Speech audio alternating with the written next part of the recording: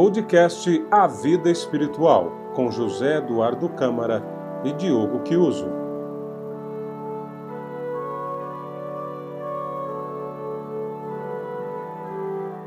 Bom, nesta primeira gravação nós decidimos abordar os conceitos de vida espiritual, de vida interior.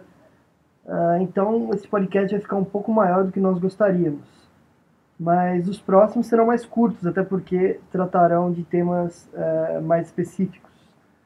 Tudo bem, Zé Eduardo? Tudo ótimo, Diogo.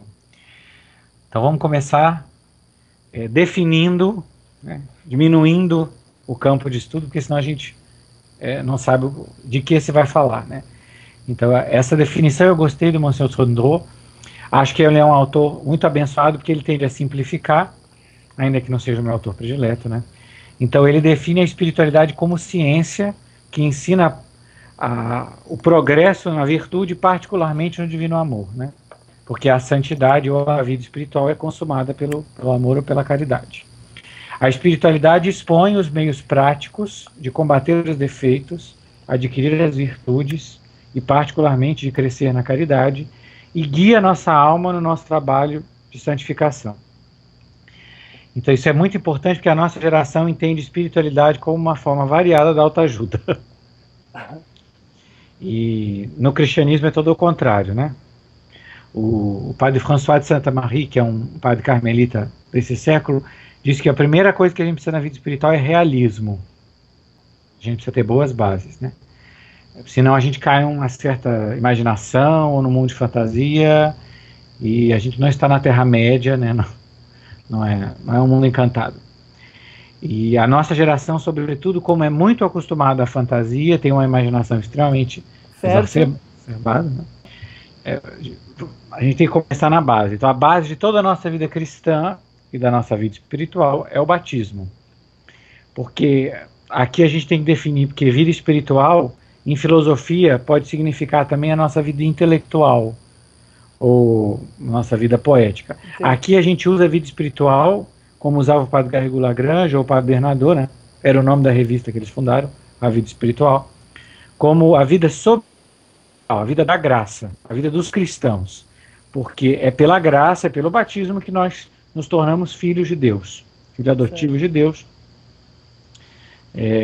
e algo até bem mais profundo, né? Porque o cardeal Mercier, prelado da Bélgica, tem um bom texto, se eu não me engano é dele mesmo, que ele fala que a expressão adotiva na nossa geração é um pouco difícil de entender, porque a adoção é quase uma ficção jurídica. E no caso da nossa filiação com Deus, ela é mais do que isso, porque nós somos enxertados em Cristo, né? Nós ingressamos na dinâmica da Trindade íntima através de Cristo e da encarnação. Certo. É a entrada praticamente na igreja, né? No corpo Exatamente. místico. Né? Porque a igreja é o corpo místico, e no batismo eu passo a fazer parte deste corpo de que Cristo mesmo é a cabeça. Então, se eu faço parte de Cristo, o verdadeiro Deus e o verdadeiro homem, através dele, por meio dele, o único mediador, nosso pontífice, eu entro a fazer parte da própria vida da Trindade. Né? Uhum. A vida interior seria o primeiro passo na cética? A cética é uma expressão que se popularizou. A cética, na verdade, é qualquer exercício que eu faço para me aproximar ou fazer crescer a vida interior. Por um tempo houve uma certa divisão prática entre a cética e mística, né? Seria a parte ativa ou a parte passiva da graça. O padre Scaramelli, sobretudo, acaba sendo o autor indireto dessa divisão, porque ele fez livros com esses nomes, né? O Manual de Vida Cética, o Manual de Vida Mística. O padre inteiro, o padre Garrigou Lagrange, os dominicanos em geral não usam essa distinção, ou melhor, usa de maneira mitigada. Por quê? Porque há uma certa unidade. A graça, quando foi dada a nós no batismo, ela é dada com uma certa unidade interior. Tanto é que São Boaventura usa, para definir a graça, aquela passagem do livro do Apocalipse, que São João fala que eu vi descer do céu a cidade de Deus. É isso que acontece no batismo. Há uma certa... um organismo. Por isso que há graus na vida espiritual. Ela não é desordenada. Porque é próprio da sabedoria tudo ordenar. E a sabedoria encarnada é o próprio Cristo. Não se dá à alma ele dá também, imprime a ela uma certa ordem interior. Então a vida espiritual é o caminho de seguir essa ordem, do qual o próprio Espírito Santo é o condutor. Porque Então, o que é por isso que o Garrigou fala que é o germen da glória, a graça. Exatamente. Porque Então, é só a partir da graça que você vai ser capaz do céu. Sem a graça você não é capaz do que céu. é o fim último, né? É o fim último. É por isso que a graça é o céu começado e a desgraça é o inferno começado. Né? O que é desgraça? É quando nós, voluntariamente e livremente, desprezamos a graça, desprezamos a Deus pelo estado de pecado mortal. Então, por que é? Porque é o estado que eu, livremente, com a minha vontade, digo não quero a Deus. Né? É o que as almas farão eternamente no inferno. Nesta terra, enquanto nós vivemos nessa vida mortal, nós temos tempo de liberdade. Depois da nossa morte, né, o que estiver, as nossas escolhas serão definitivas. Né? Já nessa terra a gente tem que escolher, ou a gente escolhe a graça ou não. Você é livre também. Deus te deu livremente a graça no teu batismo para que você abrace se desejas. Porque o amor é um ato voluntário. Deus não criou bonecos, não criou robôs. Você tem que querer e amar a Deus voluntariamente. O princípio, então, da vida interior é o estado de graça. É o estado de graça. Tá. Por isso, como diz o nome, é graça, é dom. É sobrenatural, foi te dado. Você não conquistou por teu mérito. O mérito é do sangue de Cristo. Mas, como diz Santo Agostinho, Deus que te criou sem ti, não vai te salvar sem ti. A graça precisa da tua colaboração. O Padre Garrigou diz santamente que o estado de graça é a base da nossa vida interior. Mas só o estado de graça não faz a vida interior, porque você precisa ir colaborar. Lutar contra o pecado, permitir que a graça cresça, permitir que o Espírito Santo atue em você. Porque precisa ter uma abertura também para receber, né, esses dons. Com a graça foi dado à alma o quê? As virtudes teologais, cardeais, para que possa se construir a sua vida interior. E com a graça foi dado, talvez, o dom maior que a gente pode receber, que é a própria habitação do Espírito Santo de toda a Trindade na alma em estado de graça. Então, se não bastasse nos dar a possibilidade do céu, se não bastasse nos fazer filhos de Deus, nos fez templos de Deus, né? São Paulo diz isso, né? Vós sois templos de Deus. E esse é o fundamento, por exemplo, da virtude da castidade para São Paulo, né? Nós não podemos profanar um templo de Deus de maneira vil. Se a gente não se apega à graça, ou melhor, se a gente não abraça o que a gente recebeu como dom, como presente, a gente joga fora, né?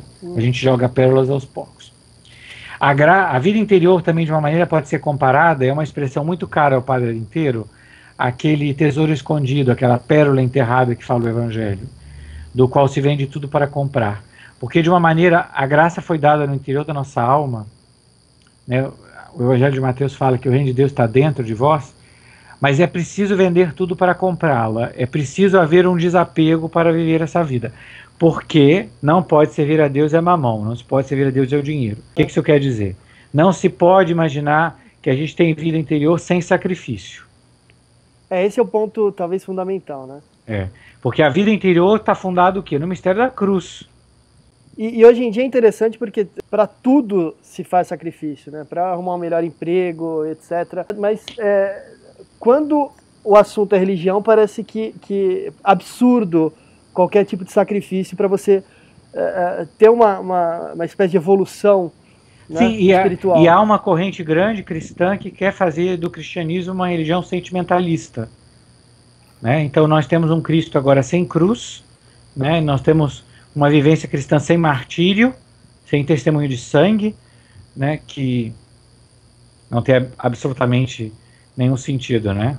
E nós perdemos a centralidade do mistério de Cristo, porque o santo é aquele que se uniu a Cristo, né? O cristianismo não tem muito tempo eu li numa revista lá que dizia que para o catolicismo a coisa mais importante é a sua moral, que é a maior idiotice que eu já ouvi, porque o centro da nossa fé é a fé na encarnação, né? É Cristo, é o Verbo de Deus, segundo a pessoa da Trindade, que se fez homem e morreu para me salvar, que ressuscitou. Ele é a cabeça da igreja. Essa centralidade de Cristo o Cristo virou uma espécie de criatura boazinha, como um Buda, como um profeta. Quer dizer, não. A entidade é aquele que é uma completa, total entrega de Cristo. Dom Divo Bassotti, num diário, tem uma coisa que eu gosto muito, que ele fala que as pessoas se enganam, que o que o mundo espera de nós é a explicação sobre Deus. O mundo espera a revelação de Deus, e Deus só se revela através dos seus santos. Porque a face de Cristo hoje, só quem dá são os santos. São aqueles que, de uma maneira, se entregam para que Cristo possa se revelar ao mundo, né? Uhum. Uma expressão muito popular da Elizabeth da Trindade. São aqueles que são a humanidade de acréscimo do Verbo encarnado.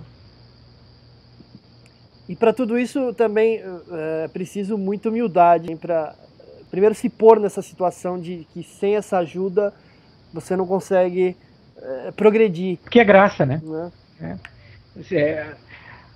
A gente tem uma confusão muito grande na nossa era acerca das palavras. As palavras perderam nossa. Então, a santidade vai ser um ato da misericórdia de Deus. A pessoa hoje entende que misericórdia significa que Deus é permissivo. A misericórdia significa que Deus vai se abaixar a tua miséria, desde que você saiba a tua miséria. Parta desse ponto, né? Deus dá sua graça aos humildes. É necessário abaixar-se na sua própria miséria, né? É preciso reconhecer quem somos. Nós somos nada ou pior que nada. E isso São Paulo da Cruz tem uma expressão que eu sempre gostei, que ele fala que nós somos nada criminoso e um pior que nada. Porque Deus criou o mundo do nada. Mas quando você está fora da graça de Deus, Deus não pode fazer nada. Ele não pode nem criar, porque ele depende da tua vontade. Se você imaginar, Diogo, o que nós fazemos com Deus, né?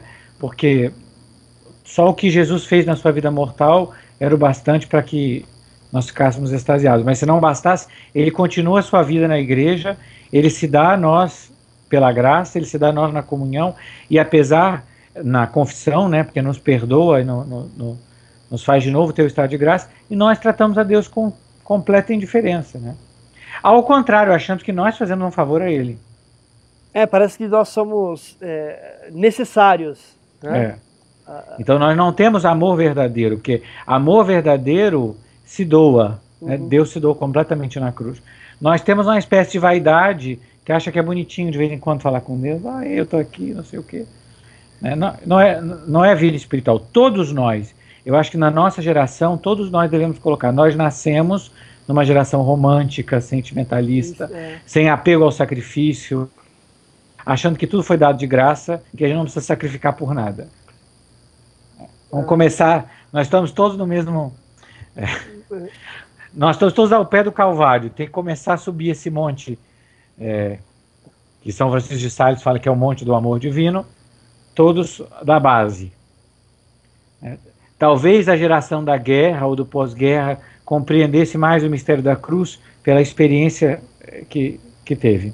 Nós já tivemos uma experiência bem fácil da vida, né? Então é necessário recuperar o que é a cruz, que para nós não sabemos não. Tudo é muito difícil. É muito difícil porque qualquer dificuldade nos parece assim algo inadmissível. E nós achamos que sofremos muito. Então a gente fica nessa dinâmica de achar que nós somos uma espécie de coitadismo, né? Se fazendo de vítima toda hora, tal. E também a nossa geração, que talvez seja muito racionalista, além de sentimentalista, né? Nós ficamos sempre imaginando que nós somos melhores do que somos, etc., né? E é muito difícil entrar nessa dinâmica dessa humildade de que sem o Cristo, sem a graça, a gente não pode fazer muita coisa, né? Essa passagem da Escritura que é a primeira da nossa vida espiritual. Sem mim, nada podeis fazer. No mundo material, nós podemos fazer muita coisa sem Deus. Bem, Deus sustém toda a criação, mas sem o concurso direto da graça de Deus. Estudar, trabalhar. Na vida espiritual, não há nada que possa ser feito sem a graça de Deus. Mas também mesmo nessas coisas, o que está muito em voga agora, a vida intelectual, né? é necessário uma vida interior muito profunda e muito fundamentada, né? O Garrigou acho que fala isso no começo, acho que logo no prefácio do Três Idades, né? Que é muito mais importante isso do que a vida intelectual. É mais importante porque a gente pode ter uma vida intelectual muito grande e ir para o inferno. Esse é o perigo. E talvez até por causa dela, né?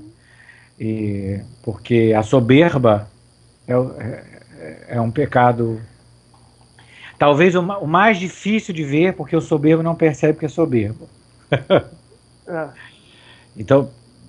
Não, porque é muito fácil cair na vaidade, né? Se vai descer de tudo que a gente faz.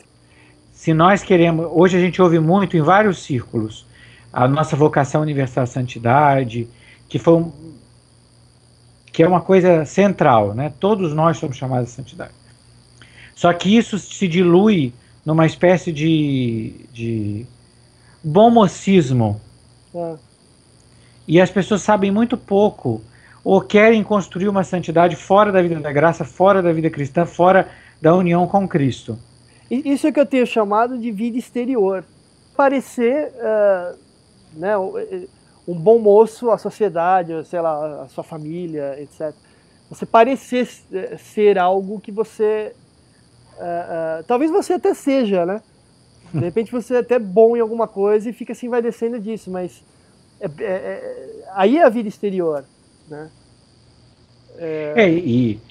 E tem uma coisa que também é bem interessante, que a nossa geração é tomada a sacrificar para a vida exterior em muitas coisas. A gente faz muitas concessões para sair bem na fita. Sim, a todo momento. Todo momento. Mas a gente não aprendeu a fazer concessões ou sacrifícios para a nossa vida interior, para aquelas coisas que os homens não podem ver, nem espero que vejam, né? Porque o mistério de Cristo é sempre um mistério escondido, né?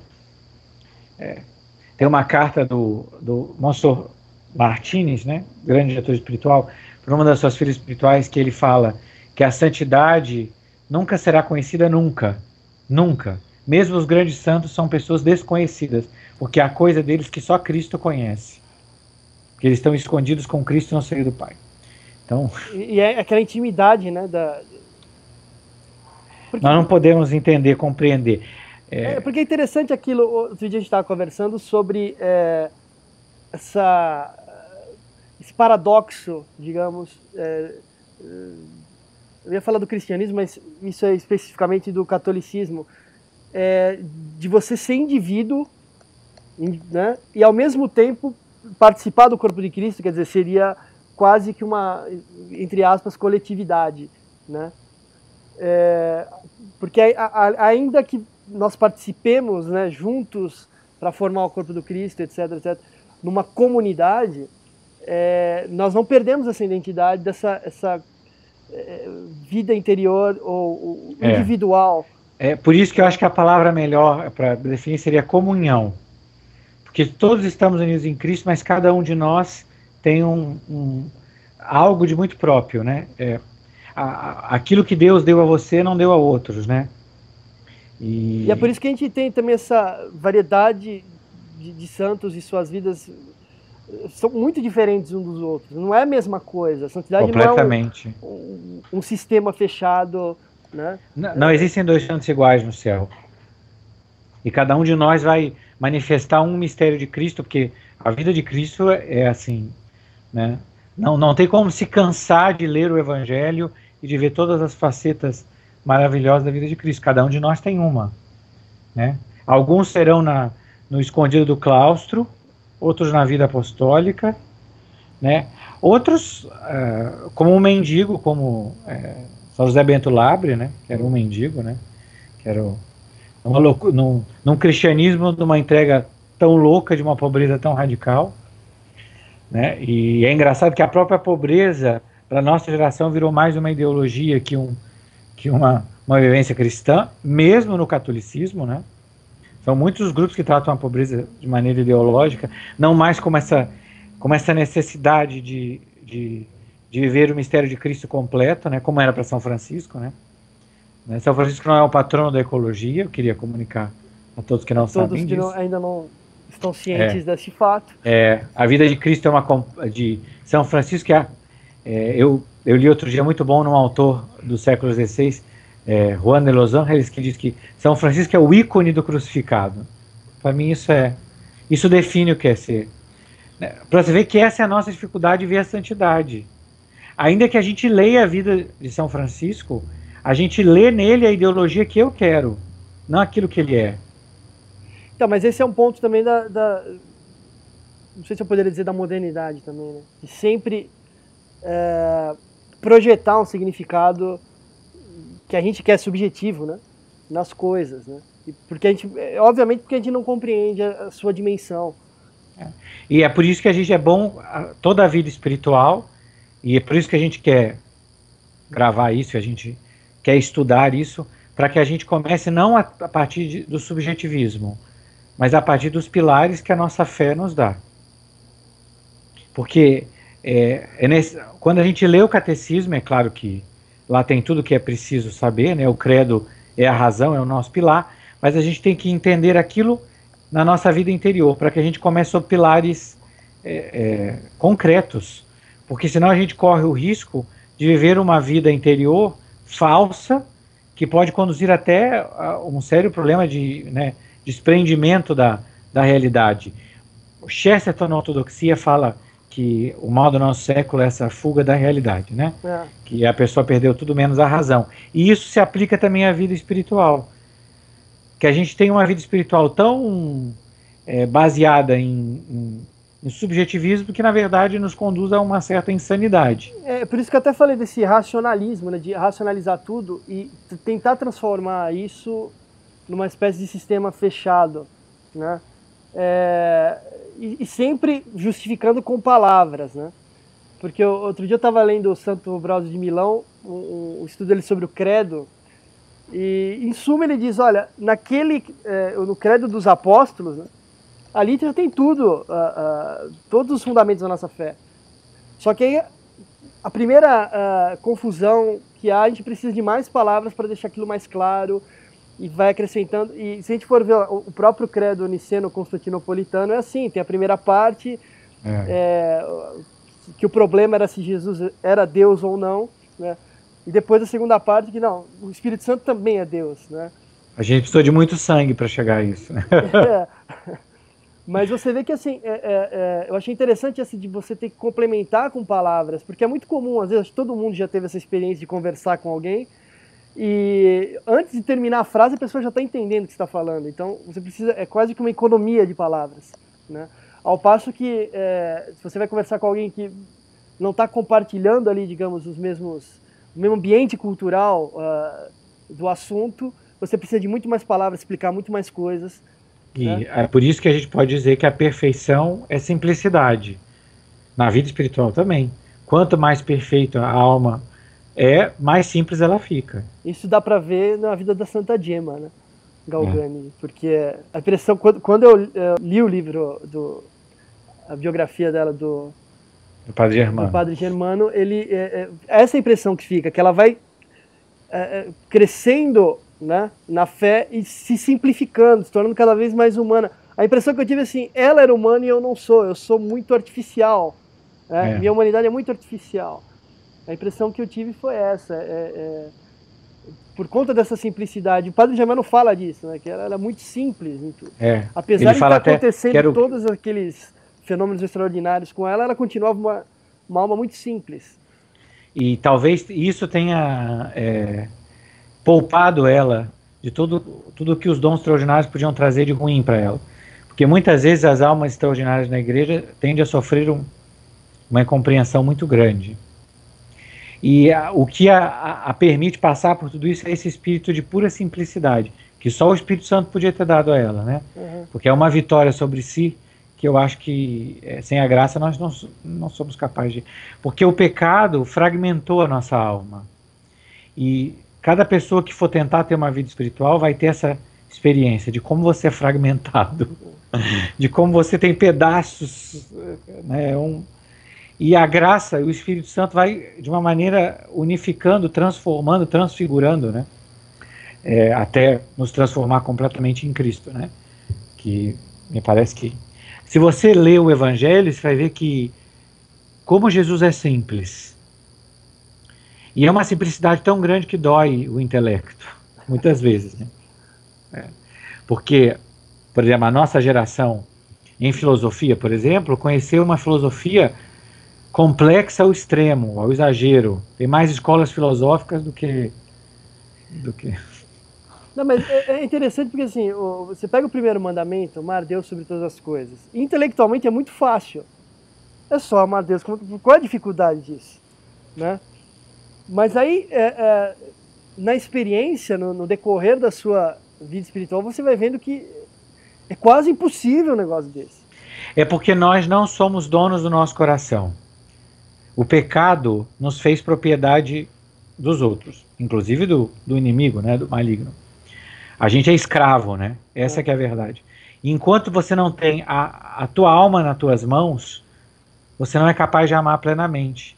Por isso também a santidade é um ato de humanização, que o Espírito Santo te dá de novo uma liberdade que você perdeu, que o pecado te tirou. Então você vira uma escravidão, né? Você não consegue se livrar daquilo. Completa. Não. A verdade é que nós não somos completamente livres, é o Espírito que nos vai libertando. E é uma obra, a irmã Benigna Consolata tem uma frase que eu gosto, que ela fala que a obra da nossa santificação é 99% e 1/4 obra de Jesus, mas o restante é obra sua. E, então, é uma obra de arte do qual você deve cooperar. Nessa pintura, o Monsenhor Martins usa esse símbolo que eu gosto da pintura, né? A vida espiritual é uma pintura que o Espírito Santo realiza na tua alma. Só que, ao contrário da matéria inanimada, eu não sou inanimado, né? Eu tenho que cooperar. E cada vez que o cinzel vai esculpir a tua alma, eu dou um prazo para trás. O grande questionamento que fazia um padre arinteiro, que o padre arinteiro, para quem não sabe, é o restaurador dos estudos místicos na Espanha, né? Essa é uma expressão do Royo Marim. Quando ele tentava dar direção espiritual, ensinar as pessoas vida espiritual, era explicar por que nem todo mundo tem uma vida espiritual tão profunda, ou porque a vida mística parece ser uma coisa para poucos, né? E ele disse que é porque nós somos pouco generosos. A cada cruz que Deus envia para nós, a gente anda 10 passos para trás. Foge, né? E aí, então ele fala, a culpa não é do Espírito Santo, a culpa é da falta de generosidade. Então, quantas virtudes nós já falamos aqui hoje, né? Humildade, generosidade, né? Amor, né? Mas nós somos uma geração pouco generosa. Eu não estou sendo cruel com a nossa geração, né?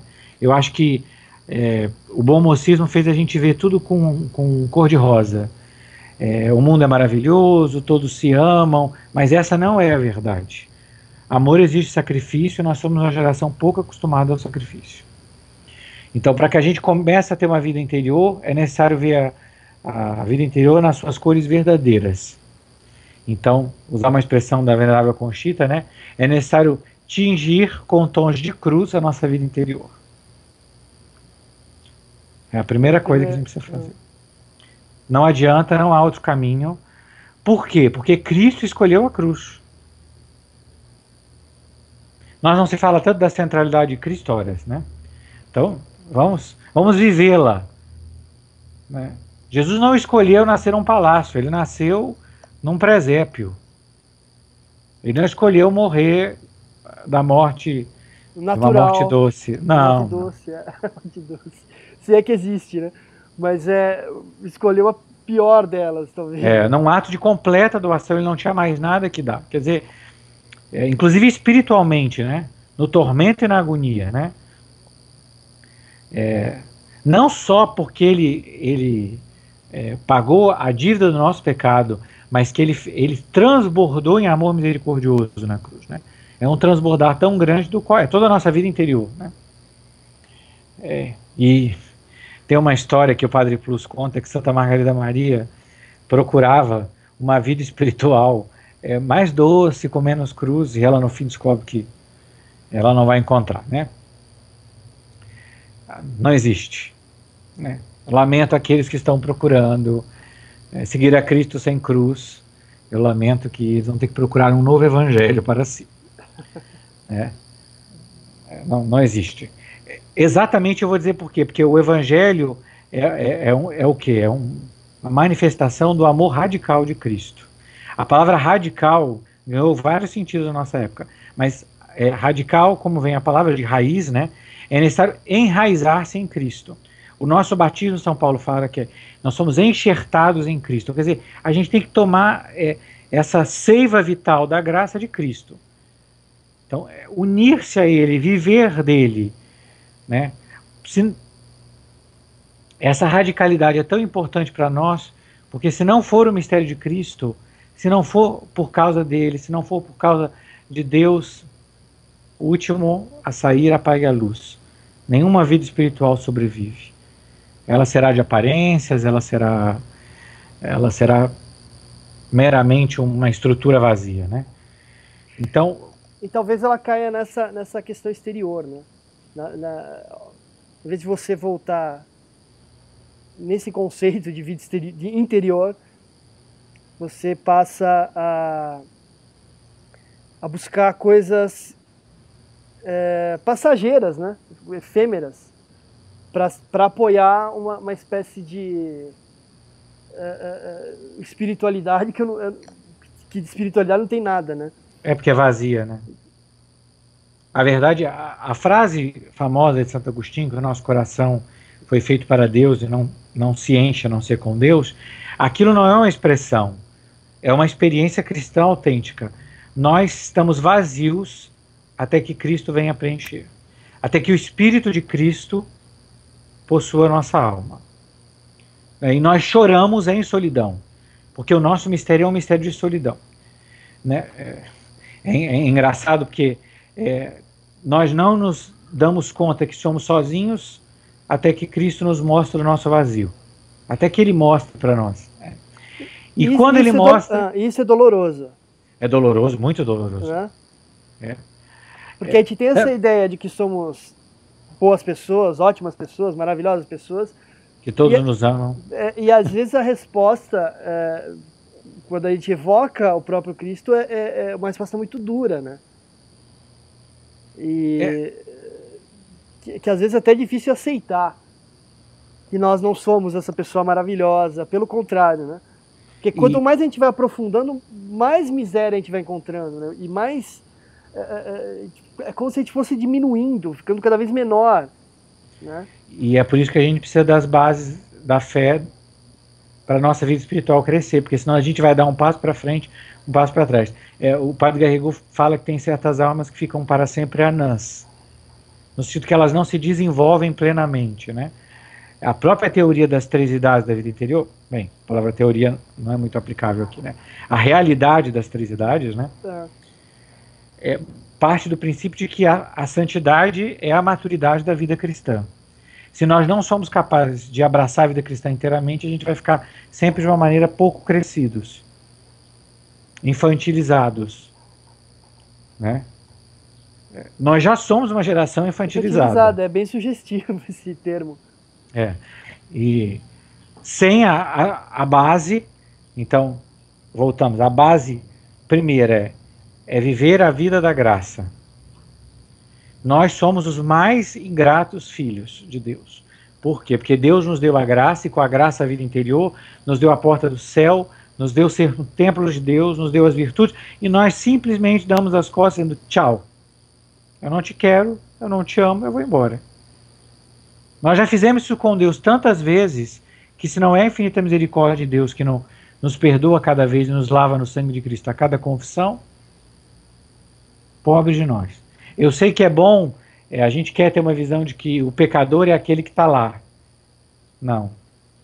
E eu digo, muitas almas receberam luzes de Deus muito maiores que aqueles que elas têm por grandes pecadores e ainda continuam sendo grandes pecadores. Muitas vezes, Deus nos deu inúmeras graças que nós rejeitamos, então somos de uma ingratidão terrível, do que aqueles que nós apontamos os dedos. As prostitutas vos precederão no reino dos céus. Essa é uma frase muito dura de Nosso Senhor, e ela quer dizer exatamente isso. Volta a saber o que você é. Põe-se no seu lugar, né? A solidariedade que nós temos como homens é a solidariedade em que todos somos pecadores. E é desse nada de pecado que a gente começa a nossa vida interior, voltando o nosso olhar para Cristo e pedindo, venha nosso auxílio. Né?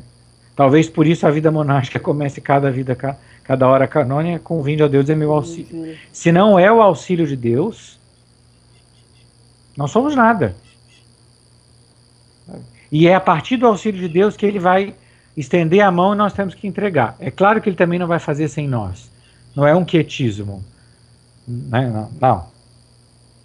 Precisa ter uma resposta nossa também, senão não funciona. Não funciona. E talvez a grande tristeza da nossa geração é que nós recebemos tanto, porque nós temos a plenitude da graça, nós temos tudo aquilo que todos os profetas e reis desejaram ver, porque nós não só temos o Messias, como nós comemos o Messias, nós comungamos o seu corpo, sangue, alma e divindade. Né? Nós temos intimidade com Deus que talvez nenhum dos patriarcas tenha tido, e ainda assim nós desprezamos. Não retribuímos quase em nada. Né? E eu vou ser sincero, olha, o Beato Manuel Gonzalez, o bispo dos Sacrários Abandonados, diz que em muitas igrejas é tão grande o abandono que Nosso Senhor se encontra na Eucaristia, que os anjos poderiam escrever diante das igrejas aquilo que estava escrito no templo de Atenas. Este é um templo do Deus desconhecido. Para grande parte de nós, Jesus é um Deus desconhecido. Porque ainda que ele tenha se revelado a nós, e ele tenha revelado o que é o mistério da Trindade, ele tenha revelado a vida íntima de Deus, nós não fazemos nenhum esforço. Nenhum. No dia do nosso juízo, Deus vai mostrar para nós que fizemos mais esforço para conhecer a vida do vizinho, inútil, fofoca, tolice, do que para conhecer a vida daquele que nos salvou. Tem até aquela frase, acho que é de Santo Agostinho, né, que ele fala mais curiosidade pela vida alheia do que uma curiosidade ou um esforço para consertar a própria vida. Né? Em bem pouco tempo nós já estaremos na Quaresma. Né? Que é o moto da Quaresma, é essa conversão íntima, né? Essa vida de penitência interior. Me parece que a penitência é uma palavra completamente fora de moda, mas é a base que a gente vai ter que usar. Porque penitência... é o primeiro passo também, até que você falou das vias, né? É bom até anotar aí, a primeira via purgativa, né? Que é penitência.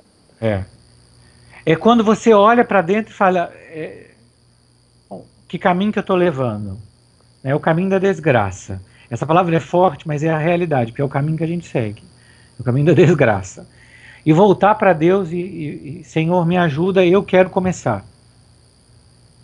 E existe um místico muito famoso na história da igreja, um beato, né, que na versão portuguesa é Brocchio, né, Rusbroek, mas os portugueses, como fazem uma versão portuguesa, a gente chama Rusbroek. Ele tem uma escada do amor, e ele diz que a primeira escada do divino amor, ou da união com Deus, é a boa vontade. É aquela boa vontade interior, Deus diz, abandonar o pecado e seguir para Deus. Não vai me dizer que você tem boa vontade quando você continua vivendo no meio da pornografia, e aqui pornografia no sentido amplo, né, na prostituição das coisas do mundo. Não é só no sentido da sexualidade, mas andando com os ídolos pagãos que esse mundo tem ao monte, né? Porque nós vivemos num mundo muito mais pagão, talvez, do que era o mundo de Cristo. Né? Há mais ídolos do que... A era neopagã, né? Mas é um neopaganismo, né? Nós temos vários deuses que adoram, né? Que são adorados, né? O corpo,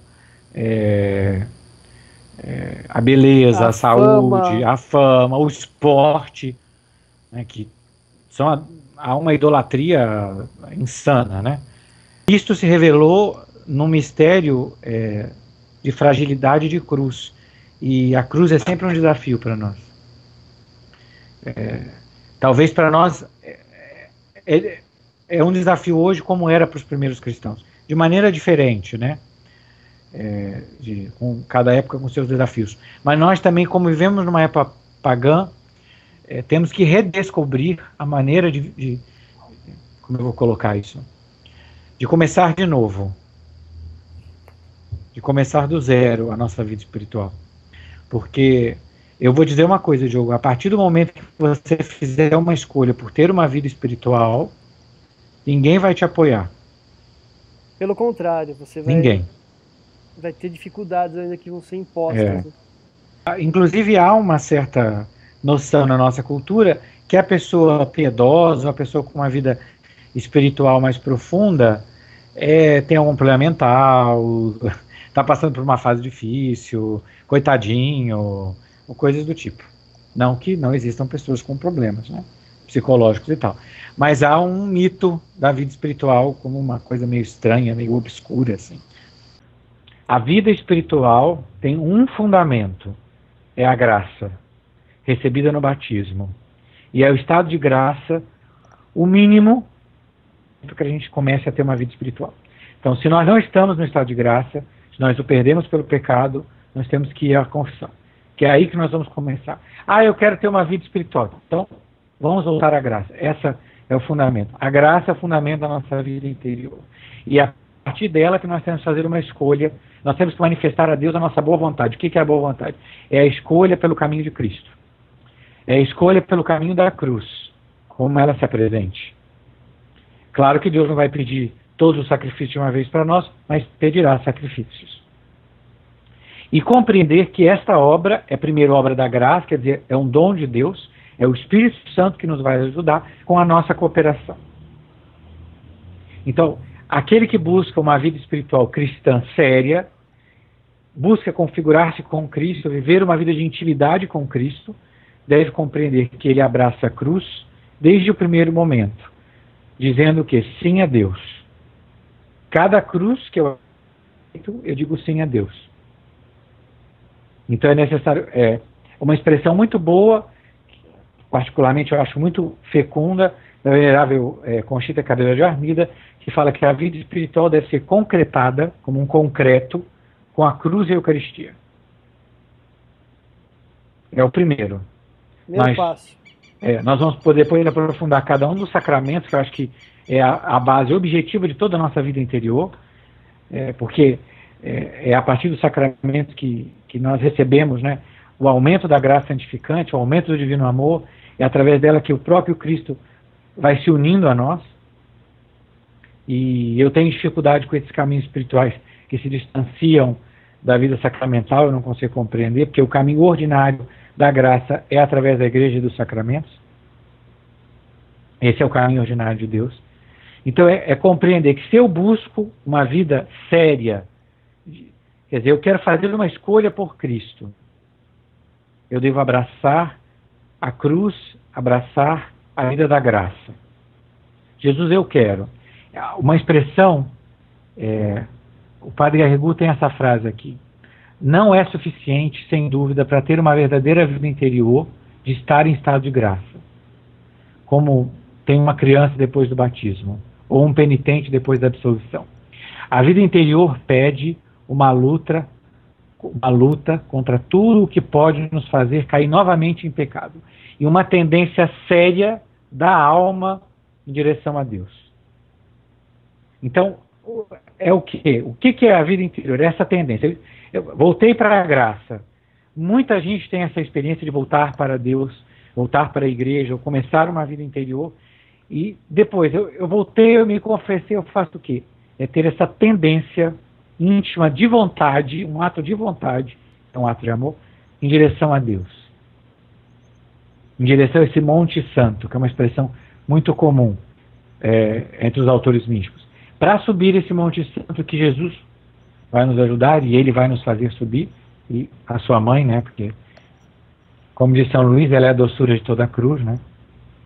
E a grande desafio que as almas têm na vida interior, que é a cruz, e são as noites, né, que é uma expressão de São João da Cruz, são as noites escuras, as duas, né, dos sentidos do espírito, que são de uma dureza tremenda. A gente sabe pela experiência dos místicos que ela é suportável por meio de Maria. Essa expressão de São Luís, que ela é a doçura da cruz, ela é uma experiência. Você vai ver em inúmeros santos isso, né? Em Santa Gema eu acho que ela é muito, muito doce, porque Santa Gema tem a experiência, quando ela é configurada com a paixão de Cristo, né, ela recebe esse dom dos braços de Maria, né, ela está nos braços de Maria. Então a cruz se torna suportável porque nós temos esse olhar de mãe. Acho que desprezar seria um risco para a nossa vida espiritual. Grandioso, né? Um risco grandioso. O Padre inteiro fez muito esforço durante toda a sua vida para popularizar, que as pessoas entendessem que a vida espiritual não é complicada. Ela sim tem suas cruzes, mas ela não é difícil, porque o amor nos leva. O amor aqui é amor pessoal, que é o Espírito Santo, né? É o grande autor da nossa santidade. E o problema é quando a gente começa a querer fazer da nossa maneira, do nosso jeito. Aí não dá. Nós não temos essa força. Mas mesmo porque a gente está se fechando, né? Eu queria ler um trecho desse texto aqui. Leia.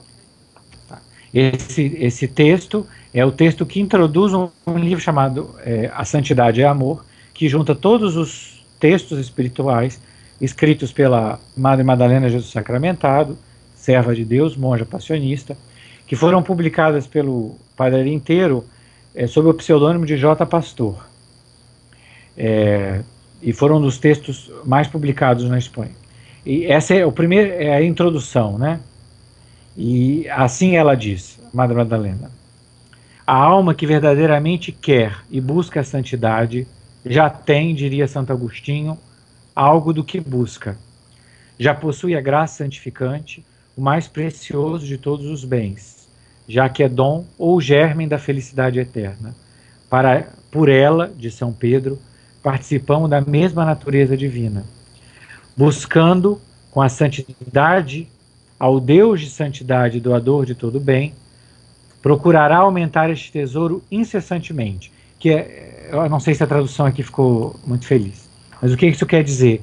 É que nós já possuímos a graça, que é Deus mesmo em nós, e o que é a vida espiritual? Buscar a Deus. Incessantemente. Nós já temos, né? Incessantemente. Né? Aquele que não teve limites no seu amor para buscar a nossa alma, aquele bom pastor que deu a vida pelas ovelhas até a morte de cruz, espera de nós um pequeno ato, que é essa volta da nossa alma em direção a Ele. É um ato pequeno, mas ele precisa ser, é o primeiro passo. Em cima desse passo a gente constrói toda a nossa vida espiritual. Uma alma tem um valor infinito para Deus, porque valeu todo o sangue de Cristo. Se uma alma que ouve essas palavras, que nem são as mais sábias de todas, resolve, por inspiração do próprio Espírito Santo, dizer sim para Jesus, já é algo que a gente tem que agradecer, porque não há nada que a gente possa, não há caridade maior que a gente possa fazer para os nossos irmãos em Cristo do que ajudar-eles um pouco na vida espiritual, porque isso é que vai construir o futuro deles e o nosso próprio futuro.